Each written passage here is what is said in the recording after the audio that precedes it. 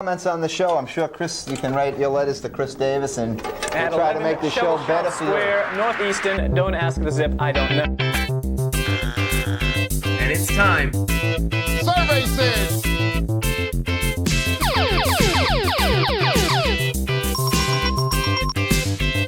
The price is wrong. For trivia.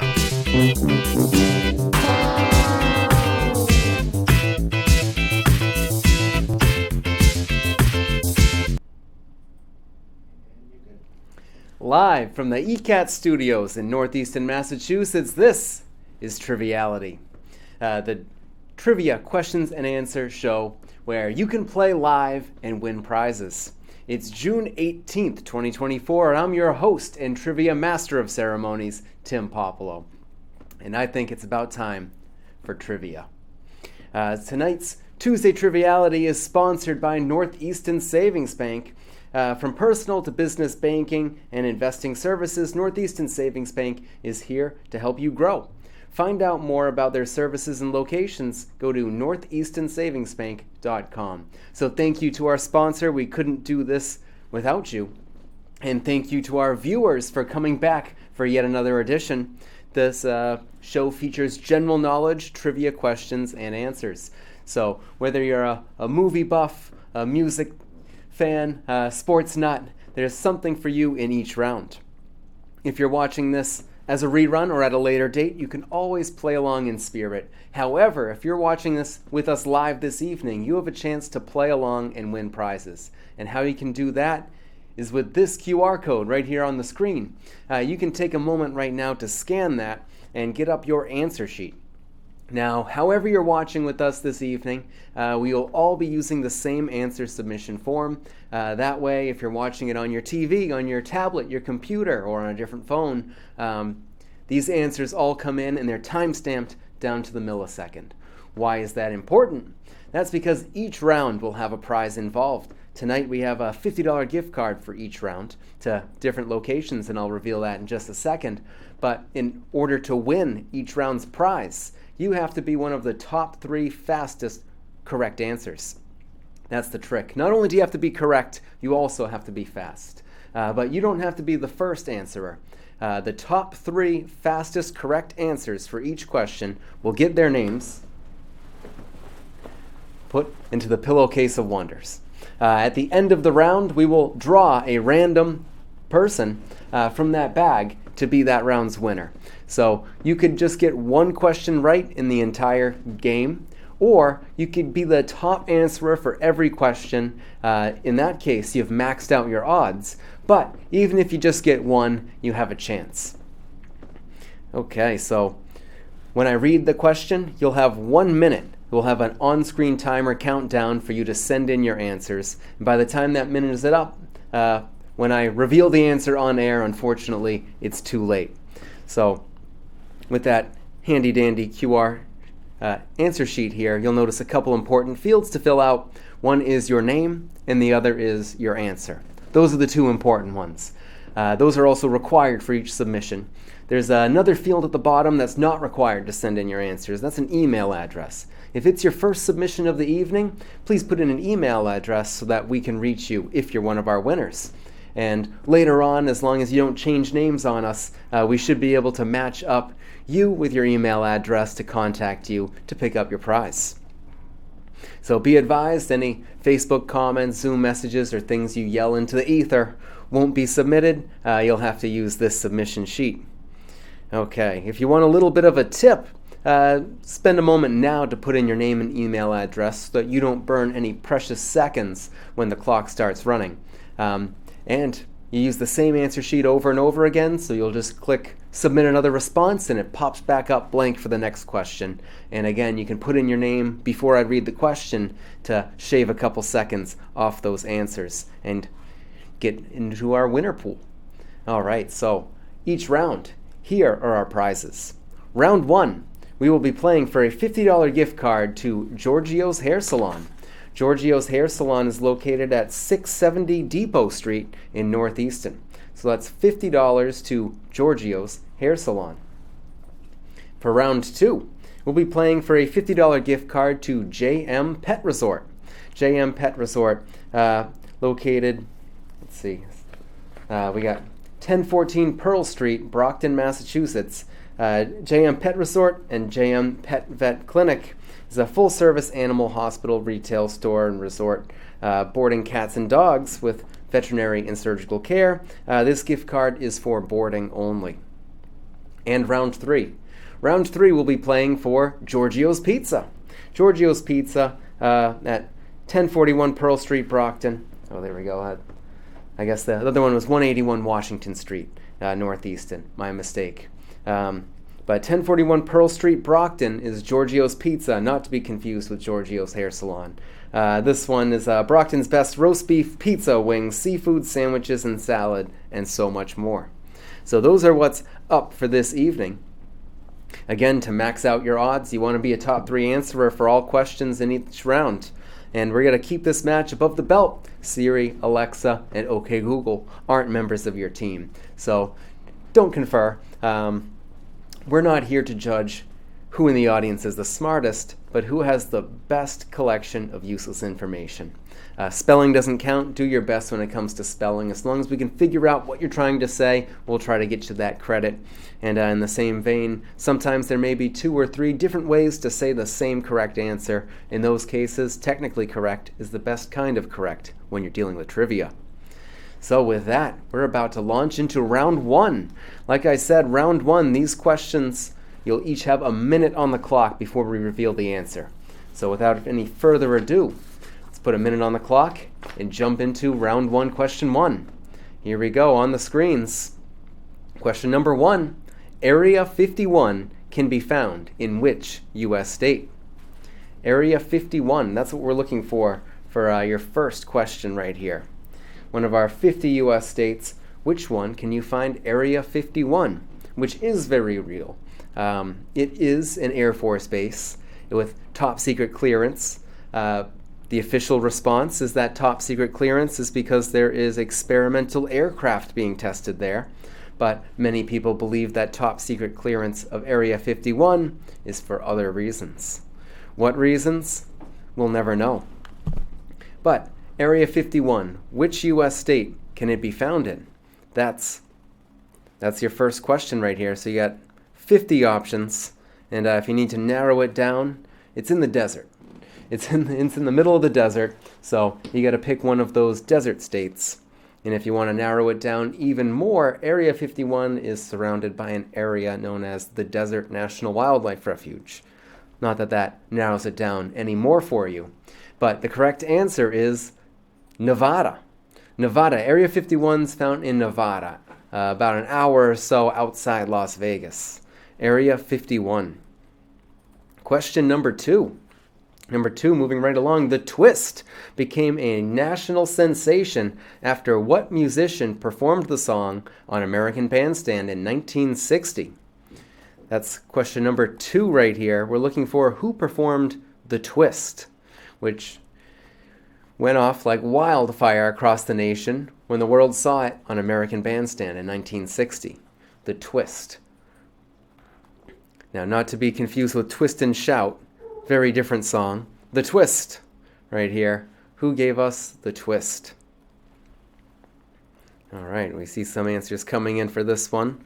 Looks like some people may have twisted in their day. Don't twist too hard. It's kind of hot out. Okay, The Twist right there. American Bandstand, 1960. What musical artist brought us that wonderful song? Whether it's a little bit louder now or a little bit softer now, it's still The Twist. And we're going into our last 10 seconds for this question. So, you're not penalized for wrong answers. You can always just throw something out, especially if you're down to the wire. If there's only 2 people that got it right so far, you could still have a shot. But the correct answer is Chubby Checker. That is a Chubby Checker song through and through. Chubby Checker, 1960. All right, the next question right here. Next question. In French cuisine, what is a dish prepared with when it is ordered Florentine? When a dish is ordered Florentine, what is it prepared with? Okay. Of course, in French cuisine, there's many different ways to order food, but Florentine, across multiple types of dishes, all will have the same featured ingredient. What is featured if you ordered something Florentine? I'm sure you can order pizza this way, pasta this way. You know, alternatively, a popular thing that's ordered this way may be a quiche. Let's see if that helped anybody along. Another way is Lorraine is another way to order something. But Florentine adds what ingredient chiefly to an item? And we're, again, in our last 10 seconds for this one, we're looking for a culinary ingredient or element. 3 and 2 and 1. If you order something Florentine, it includes spinach. Spinach right there is the answer to question number 3. Moving right along at a good clip right here. Number 4, basketball was invented in Springfield, Massachusetts.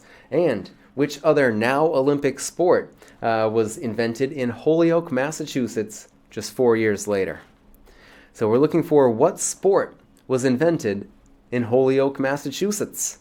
Holyoke is over there in the Pioneer Valley of Massachusetts, so that's a little central west, not quite western Mass, but the Pioneer Valley, not too far from Springfield, the birthplace of basketball, where you can find the Basketball Hall of Fame.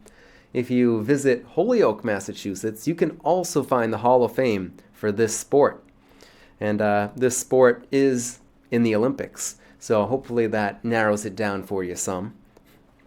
Maybe not for others, but it is now an Olympic sport. Of course, when it was invented in the late 1890s, it was not. It took some time to sort of spread throughout the world. But what sport was invented in Holyoke, Massachusetts? Okay, we get a lot of sports coming in here, but it looks like we still have room for one more correct answer. So throw out a sport. Okay, and that's time. The correct answer is volleyball. The Volleyball Hall of Fame can be found in Holyoke, Massachusetts. So we're the birthplace of basketball and volleyball. I think it was the Holyoke YMCA is where the magic happened, so to speak. Volleyball. Next question. What property of matter do you get when you divide the mass of an object by the volume of an object? So looking for a property of matter right here, the mass divided by volume. So this is maybe basic physics right here. You got a lot of things. You got mass and velocity, change in location divided by time. But what is mass divided by volume? Mass divided by volume. What does that get you? Mass, of the same object. So think about physics. Sort of think about what would you get if you're thinking about specifically those two things that can change. The weight or mass, which the weight and mass are sort of linked together if you're talking about on Earth, and the size of the object. Right here. Okay. We're in our last couple seconds. The correct answer right here is density.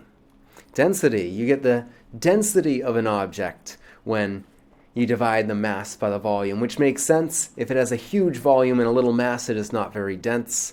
And if it has equal mass but is this big, it is a very dense object. So you find the density by dividing mass by volume. All right, moving right along, we're in the back half of round 1. A land very much contested over the last 2,000 years. What country owns the Sinai Peninsula? The Sinai Peninsula right here. Like I said, it's been very much contested over the last 2,000 years, changing hands. But it's been in a somewhat stable state recently. So what country has owned it in the last few decades at least? The last few decades, if you were to visit the Sinai Peninsula, what country's passport stamp would be in your passport book? The Sinai Peninsula. Looking for a country that owns that land. as of the 2020s right now.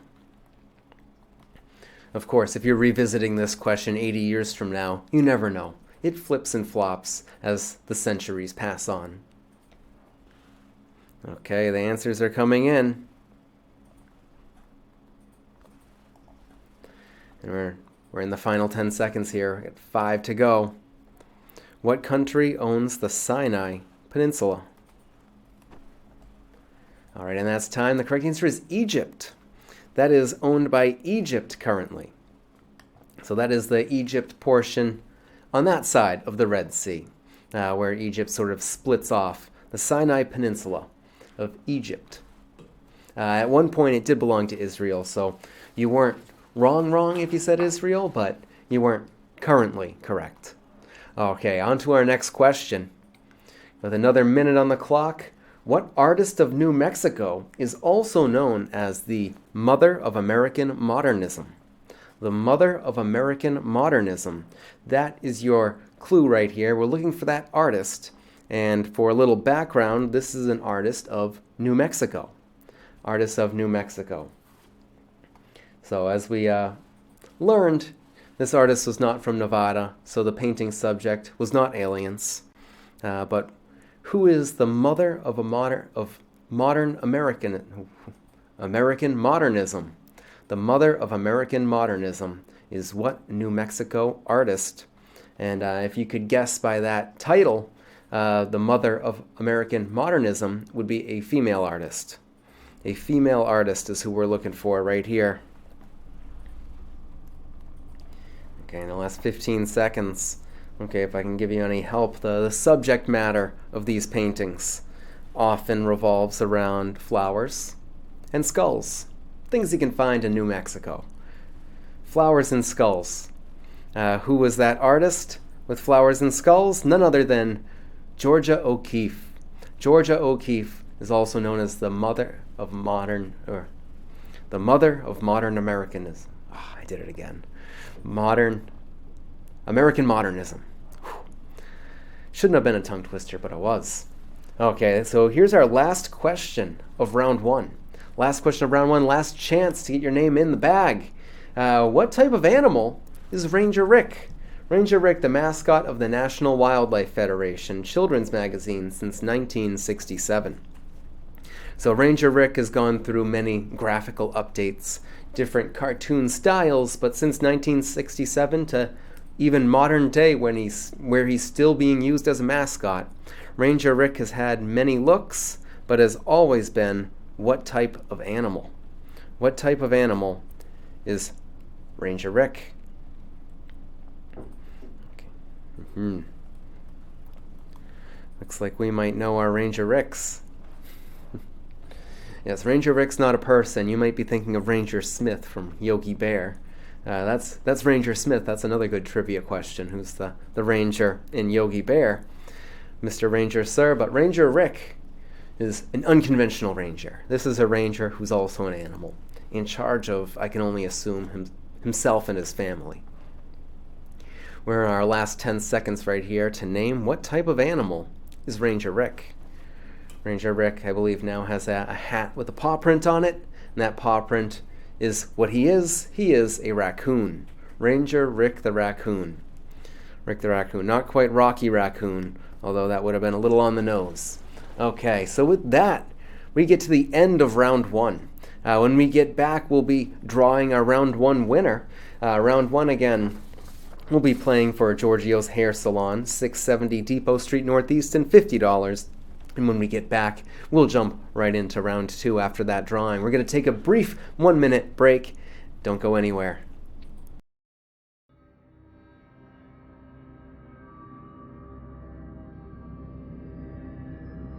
Oh, I didn't see you there. Sick of all the new shows and movies dominating pop culture? Well, have no fear, because Old Time Movie and Old Time TV are here, where we like to add our own flair. There's a truck out front, and if we could just get the keys... Man, are you crazy? Are you out of your mind? Those are flesh-eating zombies. They upended our car, okay? We're lucky to be alive, especially Joe. I had to pull him out of the trunk, for crying out loud. It's been a long day. Also, make sure to check out the Radiocast, our accompanying podcast where we talk about what we've watched.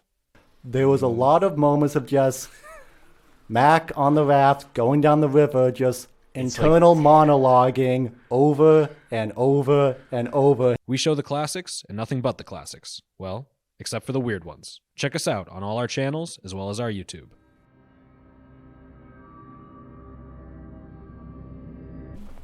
And we're back. All right, everybody's had their chance to be tallied up, and the top 3 correct answers for each question are now in this bag. So without any further ado, this only leaves the drawing. It's 2. Okay. So I like to start with the answer first. For being the second person to submit Georgia O'Keeffe, this goes to Carol K. Carol K, we will mark you down as our round 1 winner right here. And for everybody else, there's always round 2.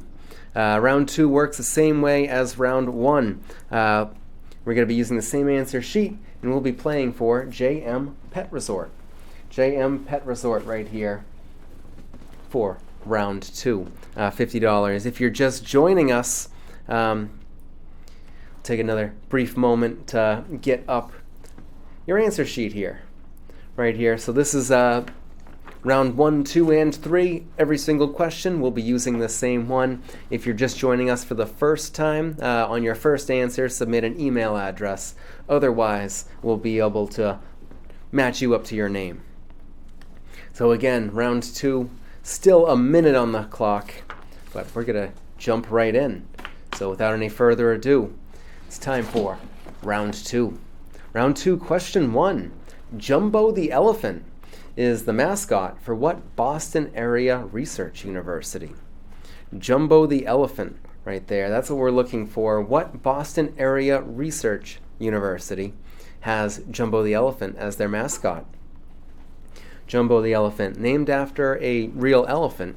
I think that elephant's name was actually Jumba, or Jumbe, which means big chief in the local dialect. And through mistranslation, the name became Jumbo, the traveling elephant. And after Jumbo's death, Jumbo became an adjective, meaning large, like the elephant. So actually, the elephant came before the word. So if something is referred to as jumbo, like perhaps jumbo shrimp, there we go. It's direct reference to this elephant whose taxidermied head, or I don't know if the whole body or just the head is taxidermied at this university, Boston area university. All right, and that's our time. We say Boston area because it's located in Somerville. It is Tufts University. Tufts University, home of the Tufts Jumbos. The Jumbos. The elephant is their mascot. Question number 2. Question number 2. What American rock and roll band built this city on rock and roll in 1985? What American band built this city on rock and roll in 1985? That's what we're looking for right here. They built a lot more than just a city, but they did it all with just rock and roll. So what band? That's what we're looking for right here. Built this city on rock and roll. Okay. And this is one where I guess there's a couple technically correct answers, and I won't be a stickler if you do one or the other, as long as you have the right idea who really did build that city. It's quite commendable, actually, to build a city on rock and roll and later built a legacy as well. So we're in our last 10 seconds now, right here. Built this city on rock and roll. All right, with 3, 2, and 1. The correct answer right here was Starship or Jefferson Starship, depending on their mood. But Starship or Jefferson Starship were two of the accepted answers. If you went one step further and said Jefferson Airplane, I'm sorry. It was either Starship or Jefferson Starship, depending on your mood as well. Both were the same to me for trivia intents and purposes. Okay, next question. Next question right here. We're looking for the name of the princess in Disney's The Princess and the Frog. So that was the 2009 movie, and in that 2009 movie, it was their, so to speak, revival of traditional 2D animation. And it paid off. It was well received. The Princess and the Frog. What is the name of the princess in The Princess and the Frog? And both the prince and the princess. She does not become a princess until, of course, the end. But they have to save themselves from being frogs. What is the name of that female lead character in The Princess and the Frog? Okay. Let's see who knows their Disney movies, or their more recent Disney movies. But I say more recent, but it's now 15 years old. 15 years old, and I think it might have been Disney's last crack at traditional 2D animation. We'll see if they do go back to that, but The Princess and the Frog still holds true. It's reminiscent of the Disney Renaissance of the 90s.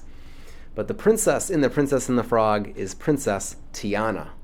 Princess Tiana, that's the name of the princess right there, and the correct answer to that question. Up next, Custer's last stand against Sitting Bull and Crazy Horse was during what battle in 1876? We're looking for a battle, which a moment of that battle later became referred to as Custer's last stand. So this is a famous battle. It may not immediately come to mind, but when I say the name, you'll be like, oh, I've heard of that battle. What is the name of that battle, which General George Armstrong Custer did not make it out of? Okay, and the answers are coming in right here. Yeah, so General Custer's opponents right here, Sitting Bull and Crazy Horse, which I believe this might have been, I think, is it the Lakota or the Sioux out there? But they put up a really good fight, overwhelming numbers, flanking horse formations, and it was Custer's last stand. And Custer's last stand was the final moments of a battle that we know today as the Battle of Little Bighorn. The Battle of Little Bighorn right there. I would have just accepted Bighorn as well, since I had a feeling that you knew what you're talking about. But the Battle of Little Bighorn was Custer's last stand. So that was some fun history. Let's get into the world of cinema right here. Up next, in what country did the first Rambo movie take place in 1982?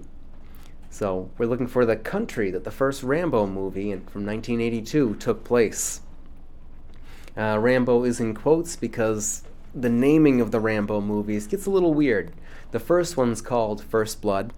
The second one is called Rambo First Blood Part 2. And the third one's called Rambo 3. And the fourth one's just called Rambo. So they followed no nomenclature right there. So the first Rambo movie technically was just called First Blood, where John Rambo was the lead protagonist right there. And in what country did First Blood take place? So that was the first Rambo movie. Then they added Rambo for the name recognition after that, because people knew Rambo, John Rambo, after this first one. Then they dropped the whole First Blood, just went Rambo 3, and then they dropped the numbers. Just Rambo. So in what country was the first Rambo movie? 1982's First Blood. That takes place in the United States. It takes place in the U.S. He's not overseas fighting any kind of insurgents. He's on the run from the law and having PTSD and being hunted down by SWAT teams in the woods of, I think, the Pacific Northwest in the United States. That was a tough one. Okay, up next, though, back half of round 2. As used in Wikipedia, WikiLeaks, Wikinews, and WikiQuote, wiki is a prefix that means quick in what language? So, if you're wondering what wiki means, wiki just means quick. But in what language does wiki mean quick? In what language does wiki mean quick? I know many people think that wiki has to do with internet, but it was chosen because, in a way, Wikipedia is a quick encyclopedia, and Wikinews is quick news, etc., etc. So in what language is wiki quick? And if you were to go somewhere to maybe a restaurant that speaks this language, you could order something wiki, and they will bring it to you quickly. So in what language is wiki quick? And more often said, wiki if you want something done quickly. Wiki means quick in what language?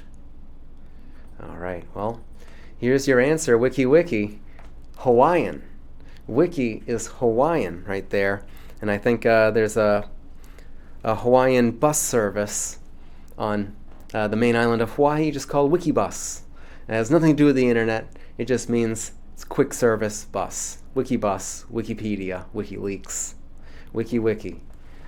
On to the next question, wiki. Throughout the majority of his career, Hall of Fame NASCAR driver Dale Earnhardt Sr. drove the black Goodwrench car with what number on the side? We're looking for the number that Dale Earnhardt Sr. had on the side of his car throughout his career. So, big difference between Dale Earnhardt Sr. and Jr.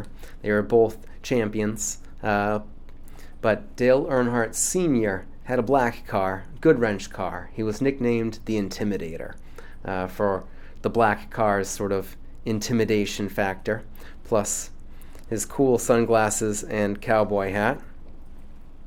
What number was the car that Dale Earnhardt Sr. drove? Dale Earnhardt Sr. right there. And he tragically did die on a motor speedway, estimated at about 180 miles per hour. And I believe his last words over the comm system was, "Look at them boys go," which you can't get cooler than that. But Dale Earnhardt Sr., what number car was this Winston Cup winner driving? Well, that is none other than number 3.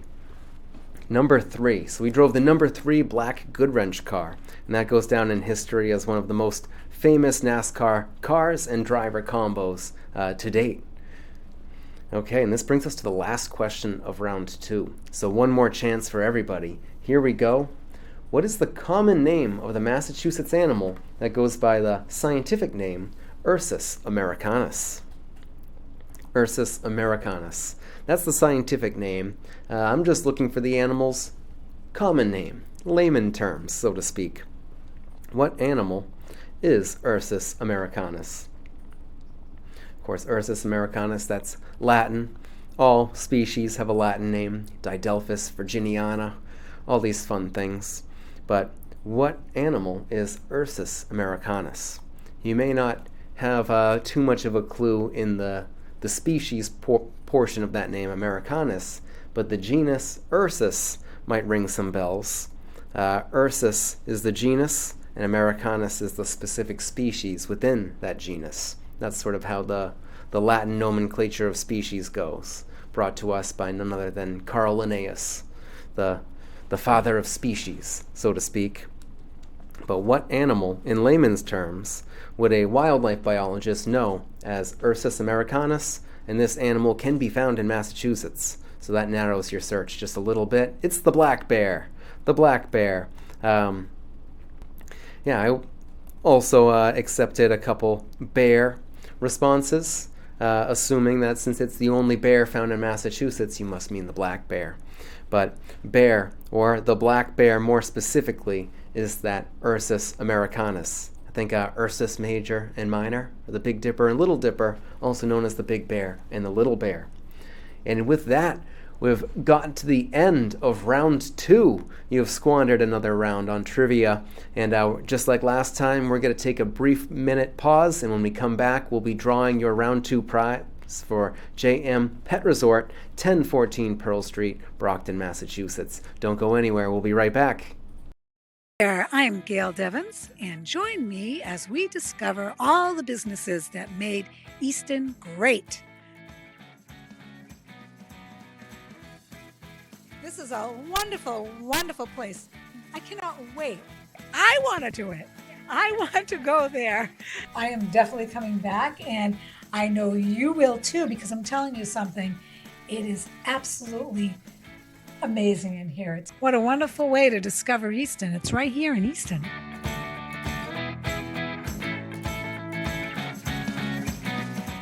Showing at noon on Mondays, 2 p.m. on Tuesdays, and 11 a.m. on Fridays, only on ECAT.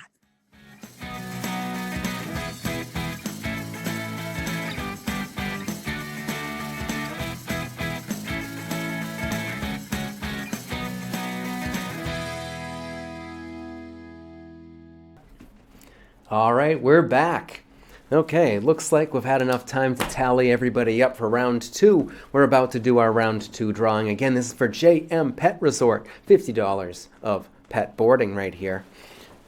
So let's see what our lucky answer was. Our lucky answer right here. Okay, for being, the first person to say Tufts. Right there. First person to say Tufts. That means you're the first correct answer of round 2.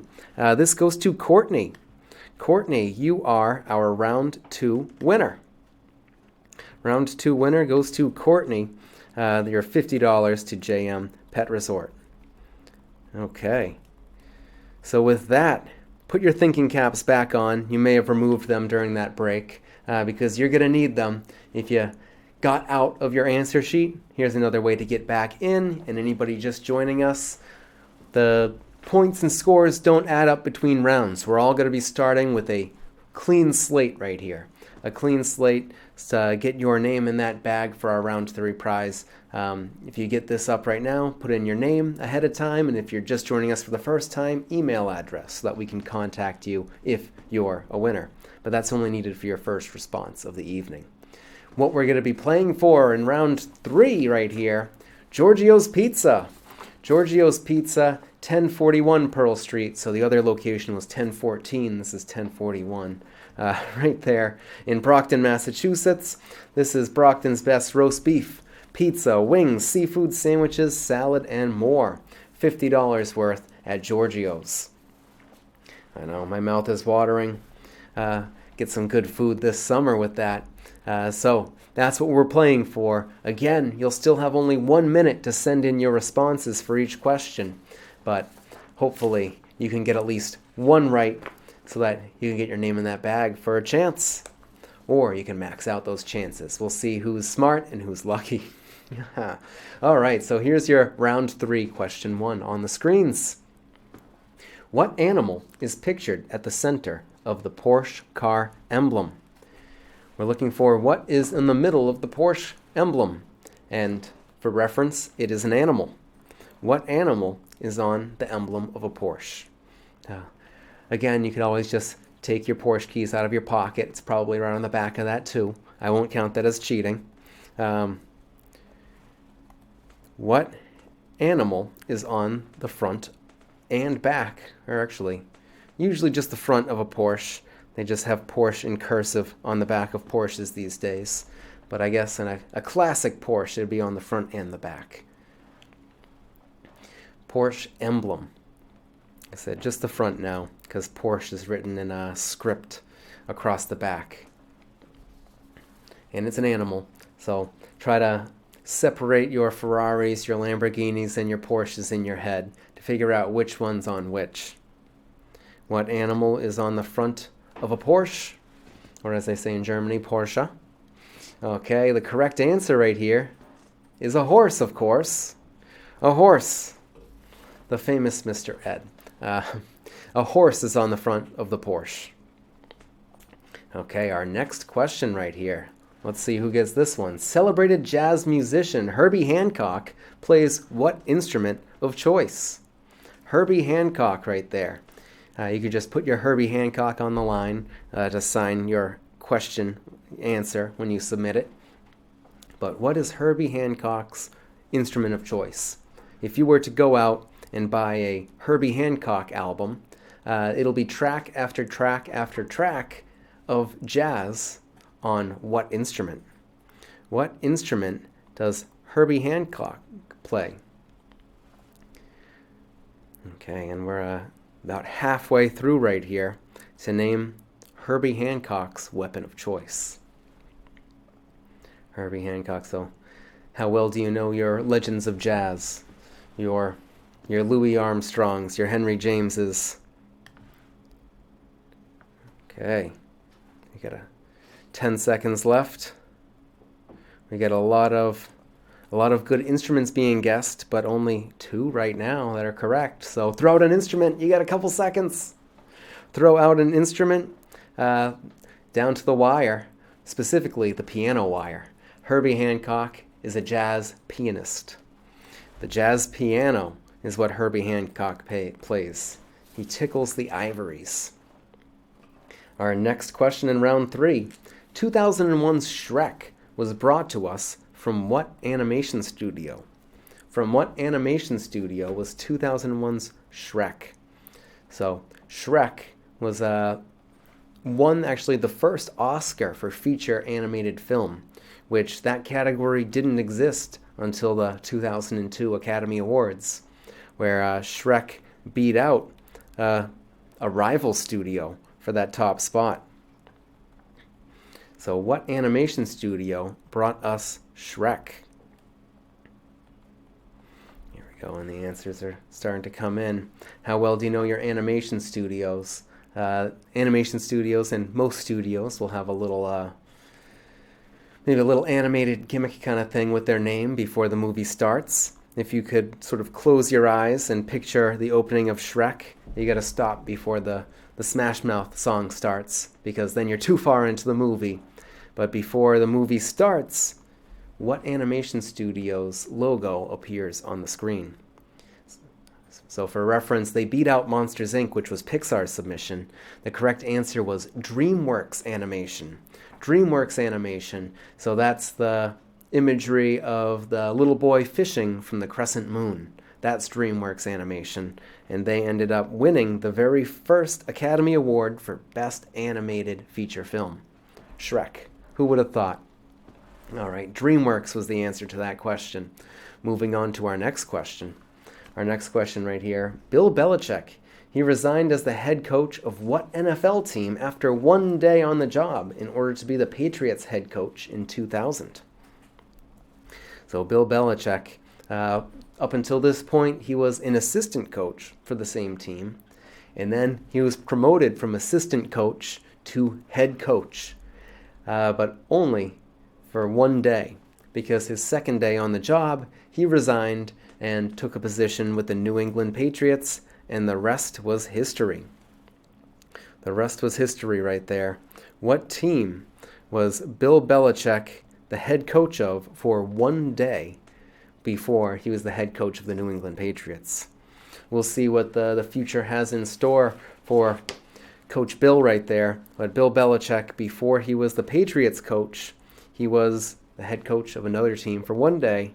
And before that, he was the assistant coach for a longer period of time than one day for the same team. So if you were able to see any other pictures of Bill Belichick wearing another NFL team's gear, what colors would it be? It would be green and white, because he was the coach of the New York Jets. The New York Jets. New York Giants was close, but no cigar. New York Jets was the answer we were looking for right here. The Jets. Okay, our next question right here. Which southern U.S. state calls itself the Heart of Dixie? The Heart of Dixie, that is one of 3 official nicknames the state has. But which U.S. state does have the Heart of Dixie as one of their 3 official state nicknames? Looking for a U.S. state right here. And if you can guess what portion of the country it is in, it is right there in the heart of Dixie.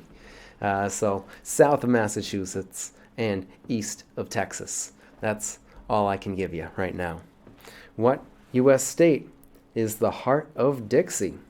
The Heart of Dixie right there.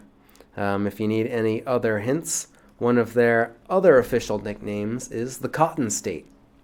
The Cotton State the Heart of Dixie, and their third official nickname, I believe, is the Yellowhammer State.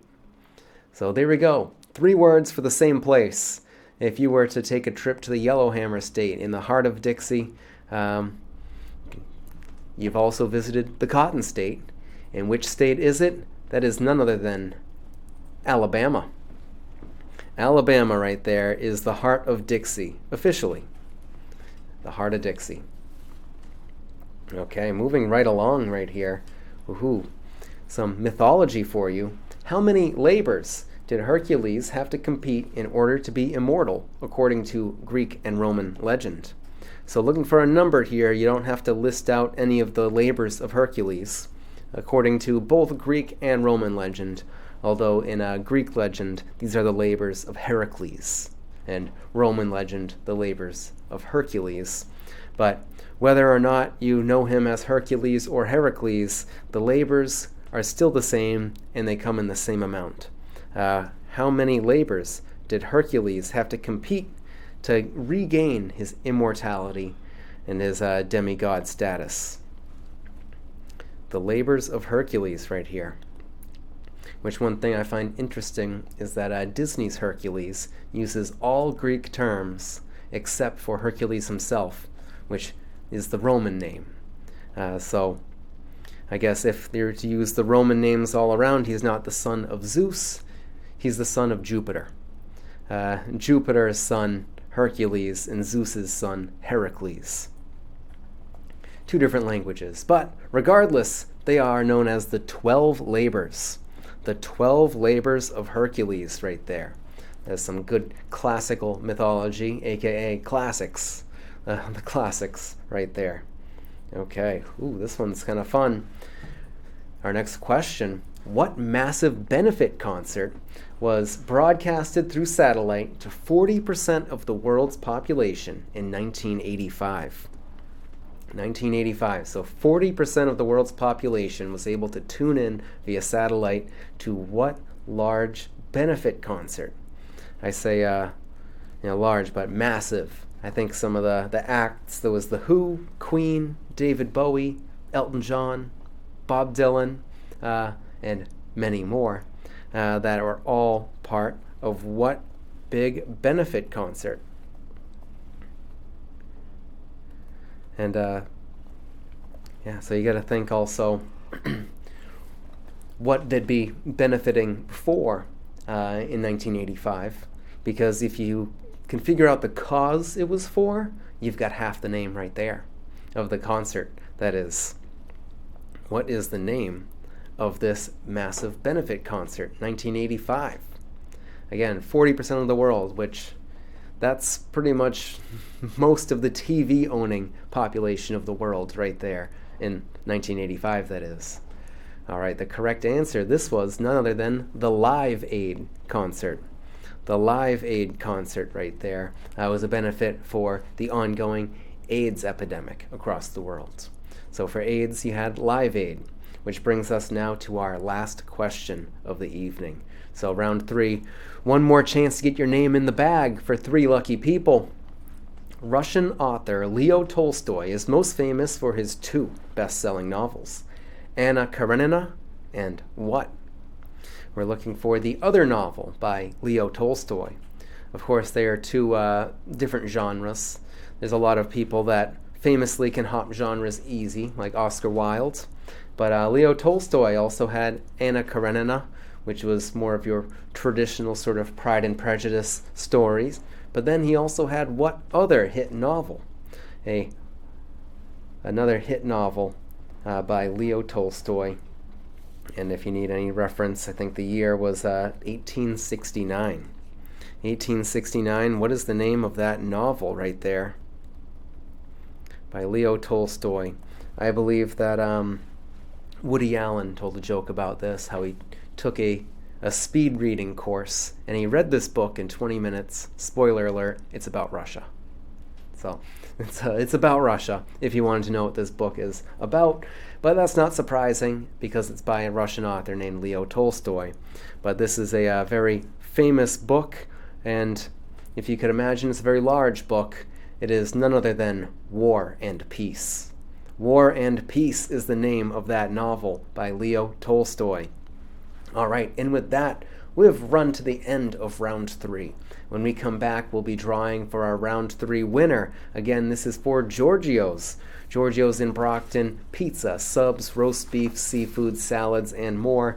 $50, that's what we're playing for. Don't go anywhere, we'll be right back.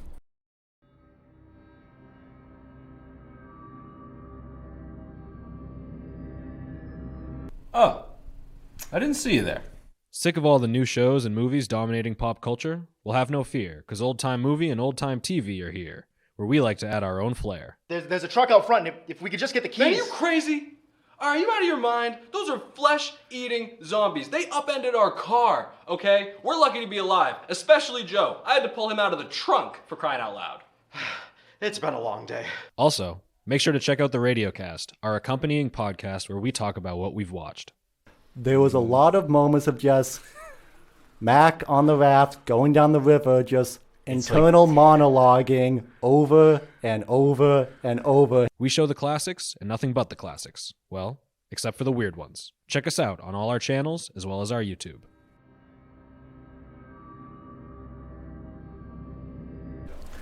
And we're back. So thank you all for being out here this evening. Make sure, so before I draw this, just make sure that you can catch all the episodes of Tuesday Triviality on ECAT's YouTube channel. And remember, the station can't do this without the help of viewers like you. So if you like ECAT and the things that they show here, you can help out the station with a donation. You can go to eastoncat.org and scroll down for that donation link. So thank you to our viewers and our sponsor, Northeastern Savings Bank, for bringing us this episode this evening. So without any further ado, our round 3 winner right here.